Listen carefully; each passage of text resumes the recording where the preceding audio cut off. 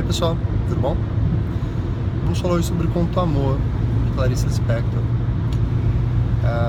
Ele faz parte do livro Laços de Família, publicado na década de 60.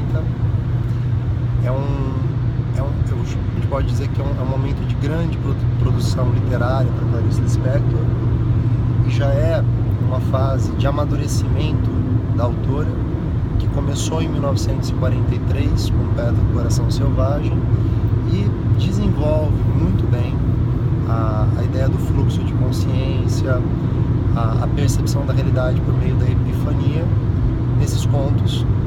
E eu creio que o conto Amor é um dos textos talvez mais esclarecedores para quem quer conhecer a estratégia literária, o estilo literário de Clarice Lispector. Foi uma escolha muito didática e muito acertada da Unicamp, né? Colocar um texto que é acessível, ele é cheio de desafios, mas ele permite que o leitor alcance o seu sentido, tá? Bom, eu vou partir do enredo para que a gente possa fazer uma série de considerações interpretativas. E acho que você vai perceber que para textos cujo enredo é muito grande, como Terra Sonâmbula e outros, não dá para contar o enredo todo. Até porque o vestibular não espera que você saiba o enredo adequado. O enredo, qualquer resumo de internet te dá. A prova espera que você exercite capacidade de interpretação, que é fazer o trânsito do texto figurativo para as questões temáticas que subjazem ao figurativo, como se fossem camadas de uma cebola.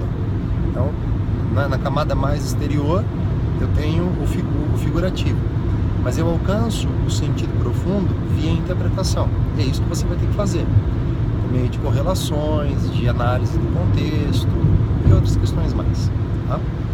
O conto Amor é o conto sobre a personagem Ana, que um belo dia ela sai para comprar ovos.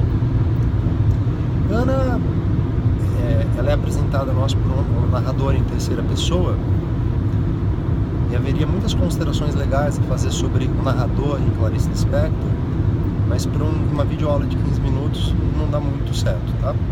Então o narrador nos apresenta a Ana como uma mulher que gosta, que precisa se segurar a raiz firme das coisas, tá?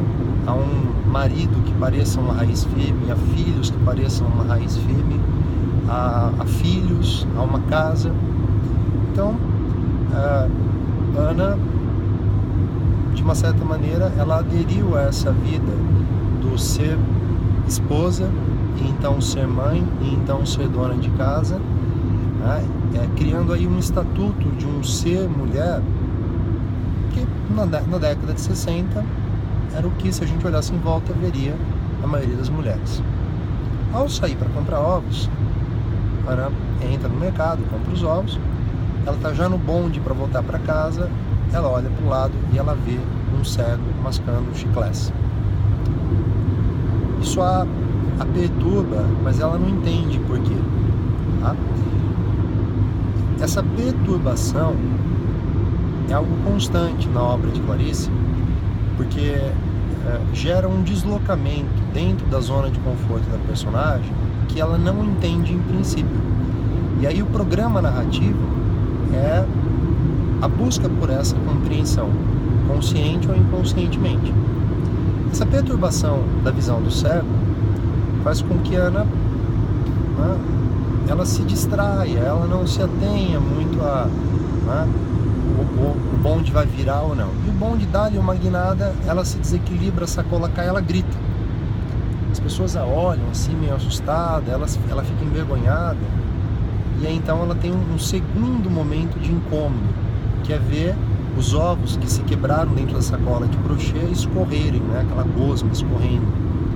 Vamos pensar, né? Ovo é projeto de vida, projet de la vie, como diria o Sartre. Sartre vai ser importante para nós.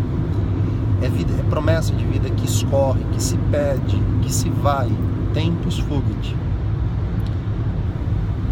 Ela fica meio assim atordoada, mais incomodada ainda, mais talvez nauseada, e ela desce na verdade ela percebe que ela passou algumas estações, ela desce ali numa estação, perto do Jardim Botânico, ela caminha e ela entra ali no Jardim Botânico, se senta num banco, ela contempla um gato, e ela olha, e aquele olhar não é o olhar de sempre, alguma coisa se perturbou dentro dela, como um lago calmo, no qual se joga uma pedra e as águas ficam ali tumultuadas. Ela começa a observar, as bromélias nas árvores, os insetos, essa explosão de vida que há na natureza, e aquilo a aterroriza, porque na natureza não há um cosmos como o da vida dela, aquela vida cíclica, como um chiclete na boca do cego, acordar, cuidar dos filhos, do marido, da casa, fazer almoço, limpar a casa, costurar as cortinas. E aí existe naquela selvageria toda, uma explosão de liberdade, talvez assim, eu vou usar uma expressão atual, existe uma negatividade do aleatório, do caos, daquilo que não está preso a nada e que pode ser tudo, e é imprevisível e foge a expectativas fáceis. É nesse momento que Ana compreende, mas sem que o narrador esclareça, então isso entra na nossa competência de leitor. É nesse momento que ela entende o que ela é. E veja, Ana é um nome que se lê Ana e de trás para frente Ana também, como ovo. Como o ovo se perde, a vida de Ana também está escorrendo nessa vida cíclica, como o chiclete na boca do cego, como a pedra que Sísifo empurra morro acima. É a circularidade como castigo. Há um caos nisso. Essa perturbação faz com que Ana queira voltar logo para casa. E ela volta. Havia um jantar combinado e tudo se desenrola. É o momento que ela abraça o filho, e ela abraça forte o filho, ela pede perdão, porque em algum momento na cabeça dela ela entendeu que tudo aquilo lá fosse a causa do sofrimento, e talvez por um momento ela tenha cogitado largar tudo aquilo e ser outra coisa que não aquilo que ela é. O jantar transcorre normalmente, os convidados vão embora, Ana olha pela janela, aí há um estouro na cozinha, ela vai ver, tá o marido lá na cozinha, ele fala, foi o fogão que instalou, e ela parece assustada, o marido meio que ri dela, por aquela excessiva preocupação, que no fundo é um estranhamento, a Ana de sempre é a Ana chiclete na boca do cego, é a Ana que fica ali, repetindo o ritual, a liturgia cotidiana. Ela abraça o marido, ela continua ainda meio perturbada, e aí há uma cena assim que ela sopra uma vela, que é de certo modo, pensamos assim, se toda essa experiência que ocorre nesse dia foi uma luz que mostrou a Ana uma realidade que ela não percebia, ao soprar a vela é como se ela renunciasse a qualquer probabilidade de transformação por parte dela disso que ela está vivendo. Ela diz, não quero. E aí o marido vai se deitar, e antes de se deitar ela se senta na penteadeira e penteia os cabelos. Veja, é um ato cíclico, A Clarice, muito habilidosamente, e eu insisto na habilidade porque a narrativa curta é muito mais complexa que a narrativa longa. A narrativa longa, ela dá margem para o autor carregar num capítulo, avançar, esperar. A narrativa curta não, ela tem um timing que é muito mais rigoroso no escritor. A Clarice é primordial. A ideia da visão do cego ser uma revelação é o que em Clarice a gente chama de epifania.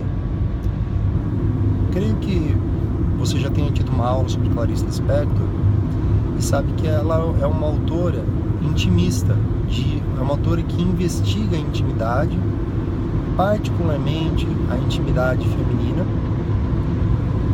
mas é importante não cair no biografismo de tentar ler Ana ou qualquer outra personagem clariciana por meio da biografia de Clarice.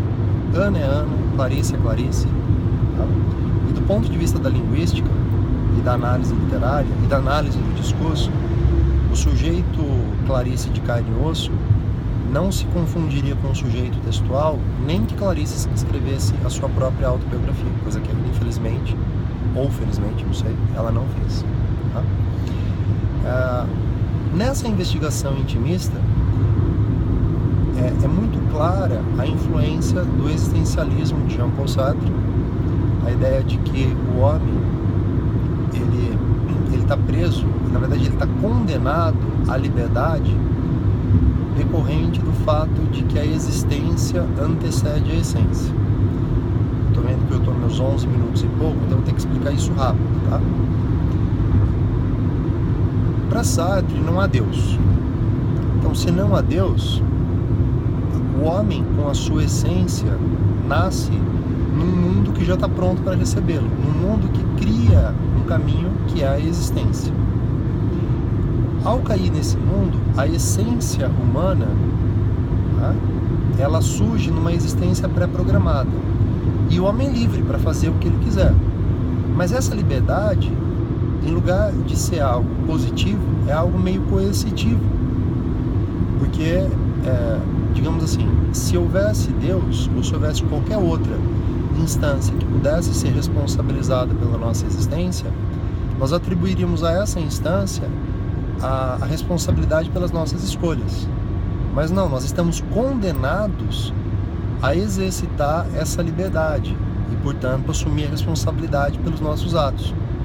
Tá? De modo que, se por um lado a perspectiva existencial nos liberta, por outro, ela nos, posso dizer, ela nos oprime de uma maneira bastante pessimista, porque nós não temos para onde escapar, tá?